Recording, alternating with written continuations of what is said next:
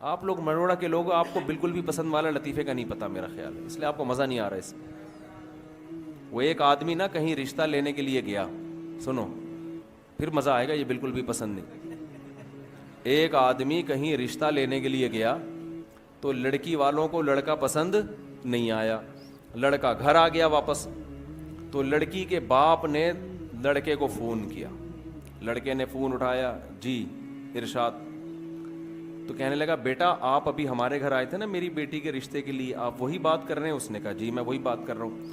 بیٹا میں آپ کو یہ بتانا چاہتا تھا کہ آپ مجھے بالکل بھی پسند نہیں آئے. اس نے کہا ٹھیک ہے انکل کوئی بات نہیں، اگر میں پسند نہیں آیا آپ نے انکار کر دیا، کوئی ایسی بات نہیں. اس نے کہا بیٹا بات تو سنو، ابھی فون نہ رکھو. بیٹا ہم نے آپ کو انکار کیا ہے، میں آپ کو دل سے بتاؤں ذرا بھی پسند نہیں آئے آپ. اس نے کہا ٹھیک ہے انکل آپ نے بتا دیا نا میں پسند نہیں آیا تو ٹھیک ہے میں رشتہ نہیں کرتا، ختم ہو گئی بات. بیٹا ایک میں فون نہیں رکھنا. ابھی ایک بات سنو، دیکھو کہیں سے تھوڑا سا بندہ پسند آتا ہے نا، کوئی پرسنالٹی پسند آتی ہے، کسی کے بات چیت کا اسٹائل، کسی کا خاندان، کسی کا پیسہ، کچھ بھی پسند نہیں آیا ہمیں آپ. اب اس کو آنے لگا غصہ، وہ گالیاں دینے لگا. اچھا تو جب وہ گالیاں دینے لگا نا تو اس نے کہا ایک منٹ میری وائف سے بات کریں. اب لڑکے کو خیال ہوا شاید اس کی وائف کوئی صحیح بات کرے، تو وائف نے فون اٹھایا. بیٹا ایک منٹ ذرا میری بات سنیں.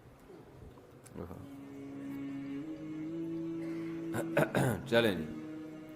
تو لڑکے کی تو اس کی جو ماں، جو صاحب کی بیوی ہے نا، اس نے فون کیا. جی انٹی کیا کہنا چاہتی ہیں؟ دیکھو بیٹا مسئلہ یہ ہے کہ آپ مجھے بھی بالکل پسند نہیں آئے.